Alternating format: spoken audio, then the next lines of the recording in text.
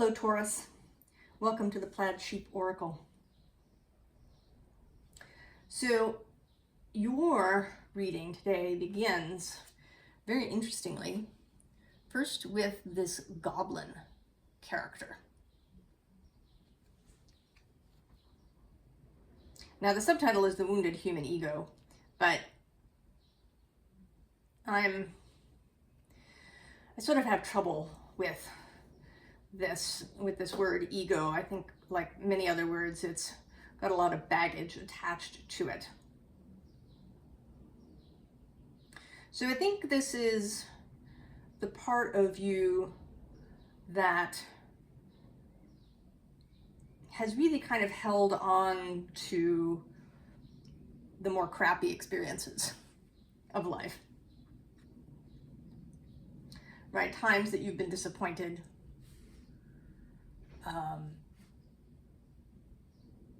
Times that you've been injured.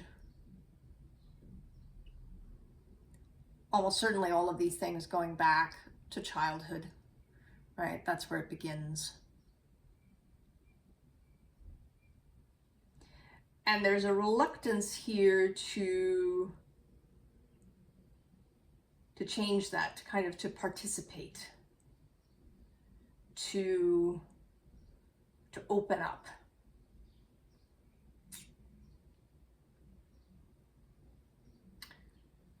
Because, right, of those previous experiences. But then the other energy is this card. Now it says Mother Awakens, and what's interesting to me is that this reading is going to come out on May 14th, which here in the US, and I think probably in some other places, is Mother's Day. But I don't think this actually has anything to do with mother. I think that it's a little synchronous thing, a little extra confirmation that this is indeed the card that wanted to come out. But I think what's important here is not the mother aspect, but this rainbow that's impacting this figure's heart space. This is an invitation to opening, to releasing resentment.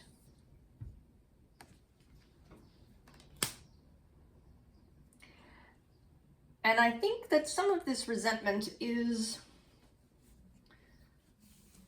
a spiritual resentment.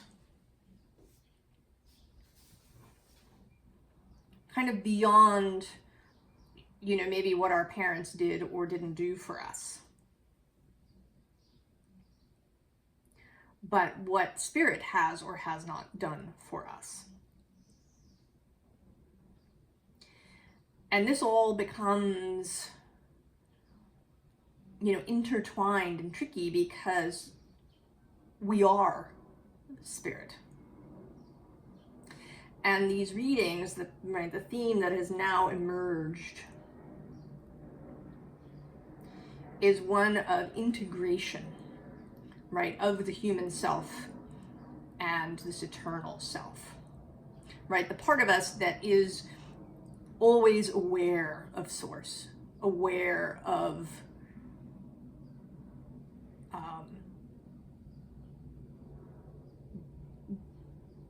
how things really are, right?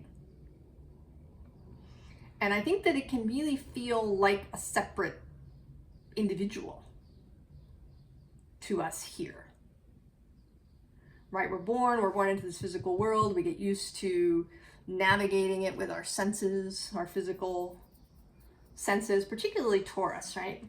I have a lot of Taurus energy, 5 planets in Taurus. So I get it.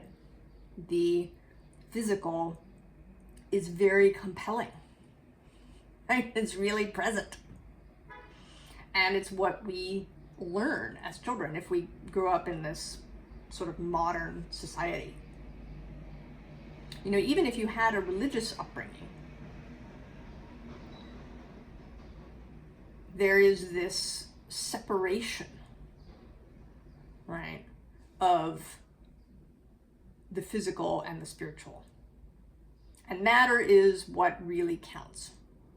I mean, that spiritual stuff is really nice. But it's, right, this physical matter is what counts. And I think it can, and that and the kind of the, you know, other things that happen to us that make us fragmented. And the way that we think about it, you know, the inner accountant or the inner critic or the inner child, or all of these ways that we have, you know, found to talk about these things.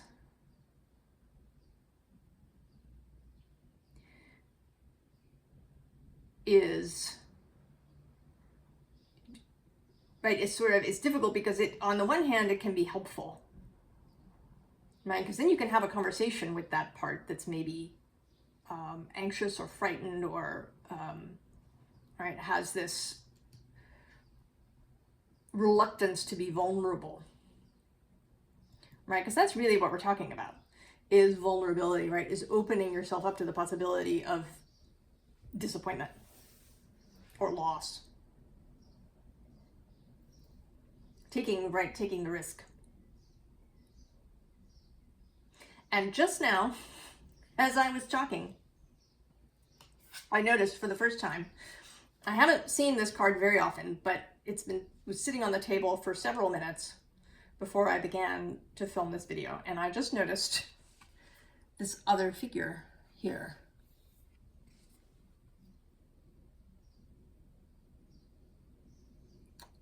And right, that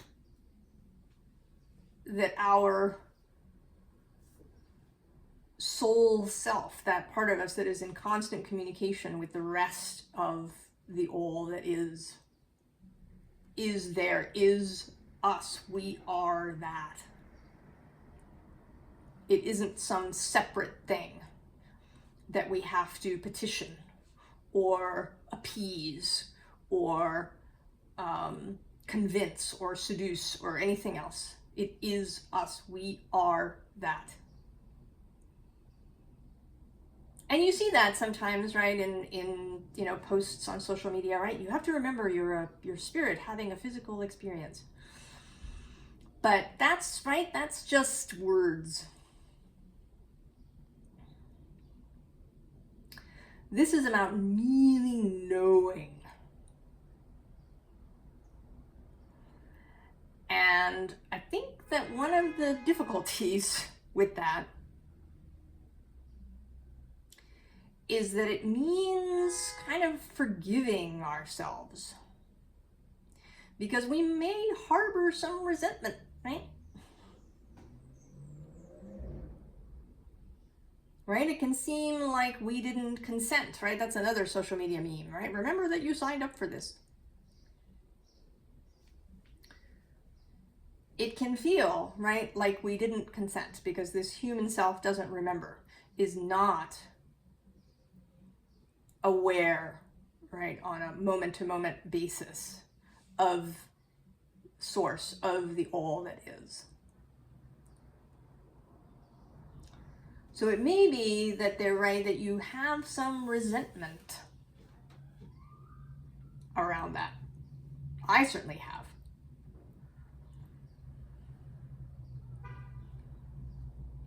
Right, I've done some serious shouting about that.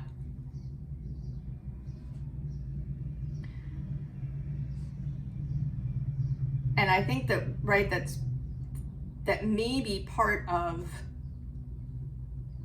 a reluctance to really integrate that, to really know yourself.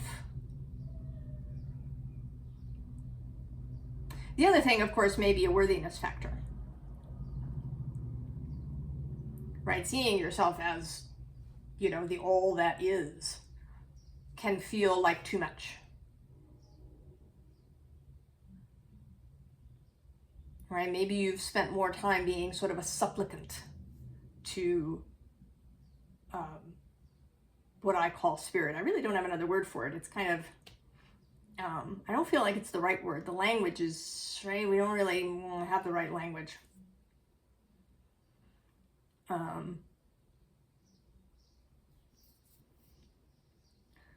But that you feel like you have to, right, that you have to ask, that you have to please, that you have to earn, that you have to reach some place before you can really embody this. So we begin here with this Ace of Swords as an underlying. And, right, this feels like just not just a good idea, but like walking away. or actually more appropriately, walking towards some new space. And what you are walking towards, I think, is this Fates card. Right? Representing here the all that is the fabric of weird, the fabric of the universe, the all that is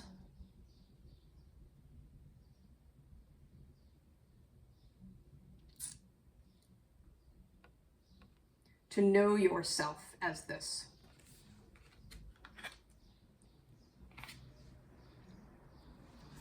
And here too, right, this beautiful, right, I love this card.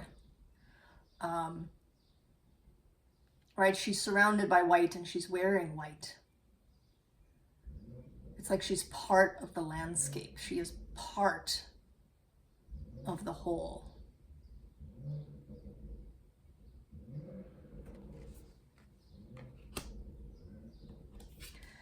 But then we get this defensive Seven of Wands energy, this reluctance.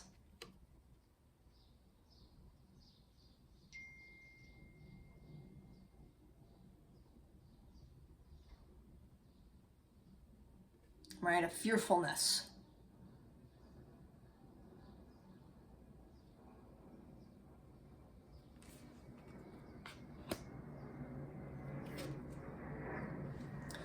Right, it can feel, you know, for a Taurus particularly, it can feel like you're being asked to do something unusual.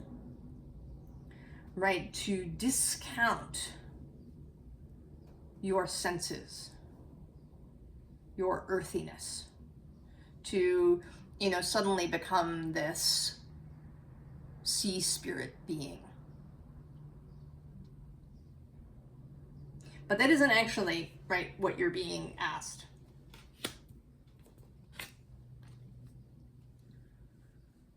Right, we have this gift card. What you're being asked is to hold the paradox, to remain fully human, embodied, sensual, to really enjoy everything that is physical and earthly, to be passionate in your red dress.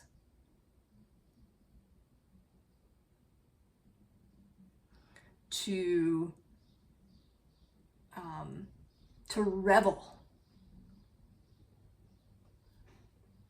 in your physical form. And at the same time, right, right, so to be this figure, and at the same time to be the bird.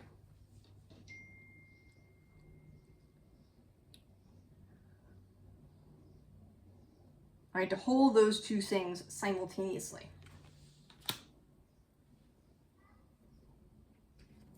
And there is risk. Or there can, I should say, well, there is risk. Because nothing is, I don't think that anything is absolutely fated. I think that certain energies will happen, right? You have this picture, right, that is your natal chart.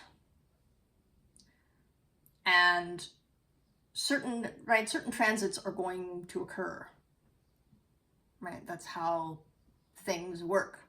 But what occurs through those transits, what happens, is not fated. Right? That's where free will comes in. How you respond to particular energies. How you respond to particular people or meetings or events. So there is risk. Also because, right, you don't have control over everything.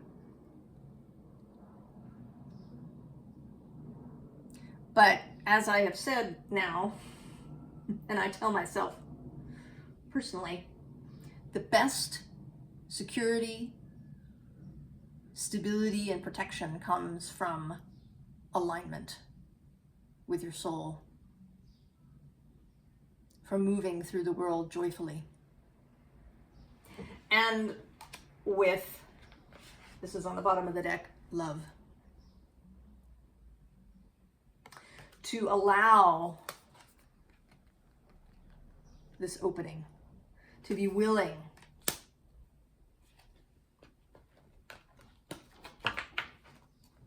to love,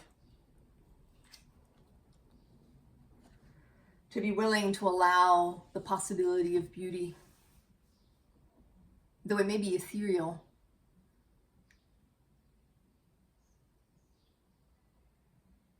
To know that while things are not permanent, that they're also not singular. There isn't just one butterfly or one flower that will come into your life.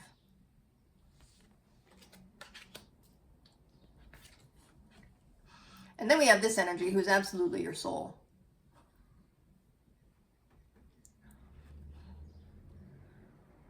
It says loyalty, sincerity, unconditional love. You do love yourself. It may just be that you've forgotten or that you can't feel that.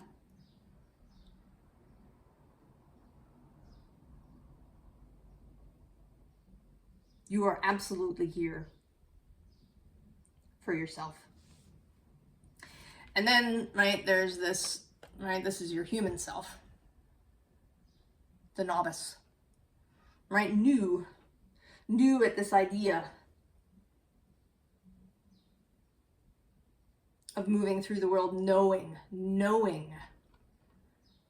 in your body, in yourself, in your feeling, in your mind, in your heart, that you are also this.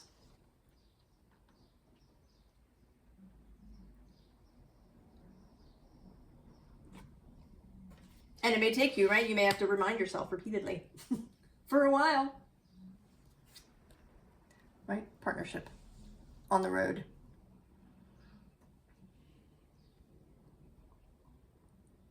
And when you work on this, when you open yourself up to this, when you choose to believe this, then it will make partnership with other people come more easily.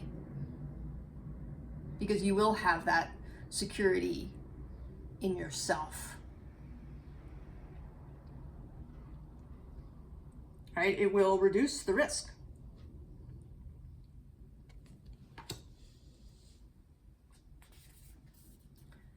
So we have this fire, cosmic ulcer energy. And this, I think, today is Uranus. He's been traveling through Taurus solidly since early 2019. He was in there in 2018 for a bit too, and then retrograded. And he may have been feeling especially fiery in these last 3 or 4 weeks, while Mercury has been retrograding. There have been solar flares and geomagnetic storms. You may have been feeling this in your body. I've experienced it as excess heat in my body.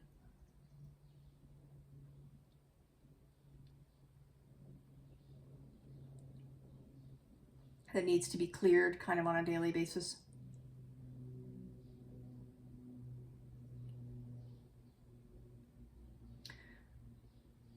Mercury stations, if you're watching this when I record it, he stations tomorrow. He will turn direct late tomorrow, about 11 o'clock, or maybe 11:30 in the evening here on the East Coast.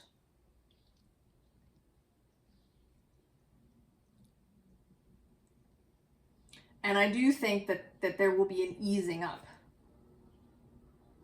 as he turns direct. I mean, the initial turn can sometimes feel extra, right? The two turning points are the extra spaces.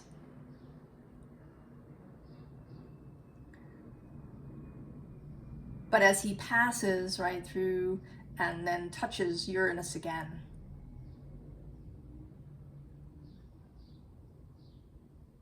with his new information, I think that you will experience an opening and movement. Right? This is the card of the ride and the journey. A kind of chariot energy.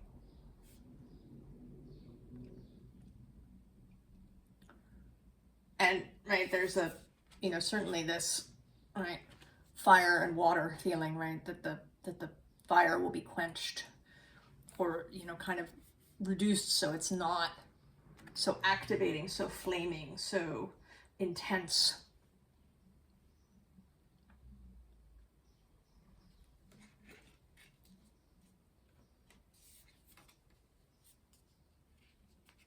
And then we get the waterfall. Mystical healing. The allowing.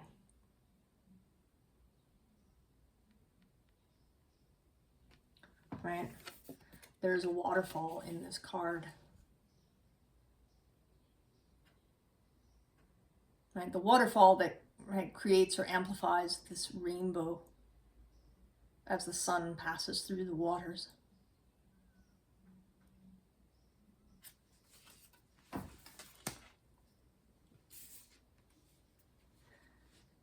And then the Gnungadap. I enjoy saying that. The void, the seed.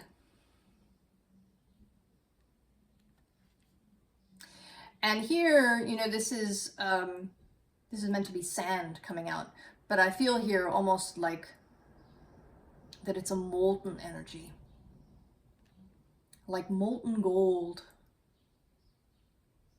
pouring out. That this fire has melted something that had hardened in you. And now this gold can flow freely.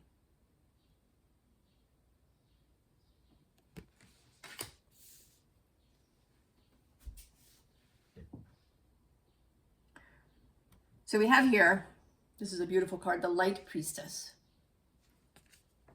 It says galactic wisdom and cosmic ritual. But I sort of feel like it's a mirror, right? But here you are, underneath, seeing yourself. Right? You've kind of been buried in this, perhaps in an intellectual space, but certainly in a kind of mundane space. And you look up and realize it's you.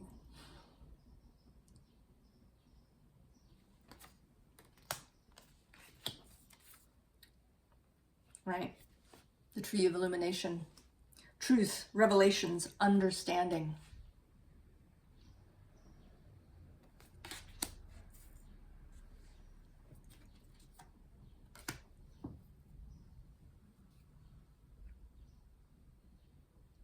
So the advice we have this Eight of Wands movement. Right, this is about allowing, right? About allowing the communication to arrive. I mean, it might be this reading or some other reading or something you've read or stuff that people have said to you. Allow it to arrive. At the bottom of this deck, we have the universe. And what stood out to me, right, was that, right, the same colors, right? Again, this combination of the ethereal and then the physical.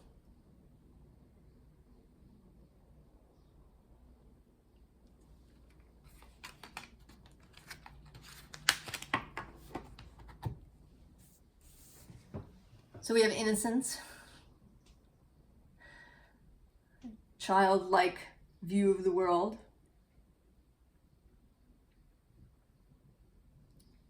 right? To release, being cynical or jaded or world weary.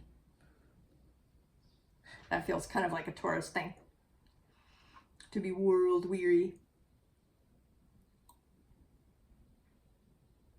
Pessimistic, perhaps. Melancholic. And embrace this youthful energy. And then know yourself. Right? Just know yourself for what you are.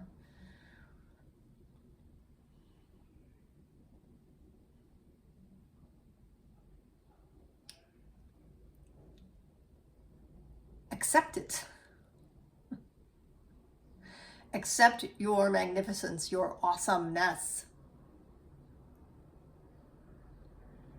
This may require, as I stated at the beginning, a releasing of resentment against your own soul, if you got some of that, against other people, against circumstances, against what you see as the current chaos in the world. You cannot stay attached to that stuff and exist in this energy.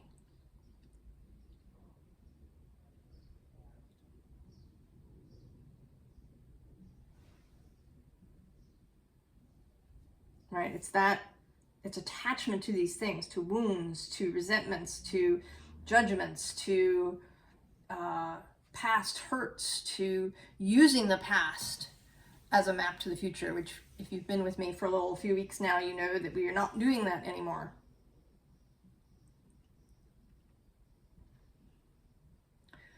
Maybe it's a resentment towards how you've experienced spirituality up until this point. That maybe you followed some teaching or some person and you feel like you've been led astray. Whatever it is that you're trying to hold on to, because you're afraid that if you let go of these judgments, these resentments, these ideas, that you'll get hurt again. But I cannot stress it enough. That will not protect you. Knowing who you are, being clear in your channel,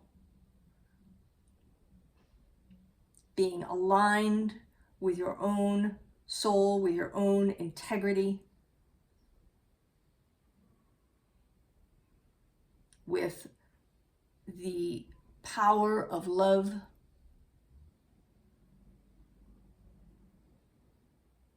That is how you mitigate the risk. And actually, I think that once you've been living in this for a while, the concept of risk will begin to change for you. Along with probably many other concepts.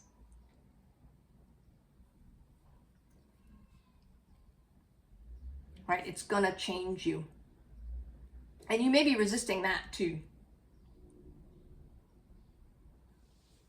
right? You might be worried that if you change too much, that you'll no longer fit in, that you'll lose your friends, or, any number of things like that. But, right, all of this is based on a past.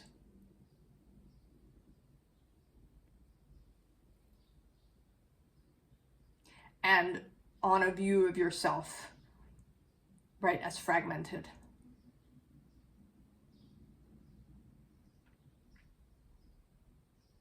As without power.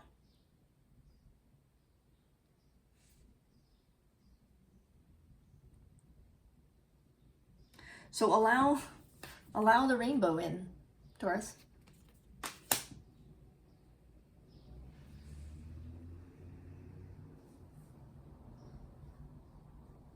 See yourself as you really are. Allow the gold to flow.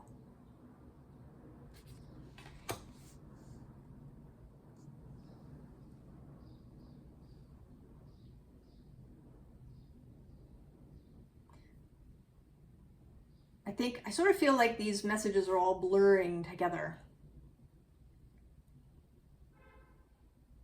And I also feel like I've been a little repetitive, but maybe that's needed. Maybe we need to hear this repeatedly for a little bit until we accept it, and then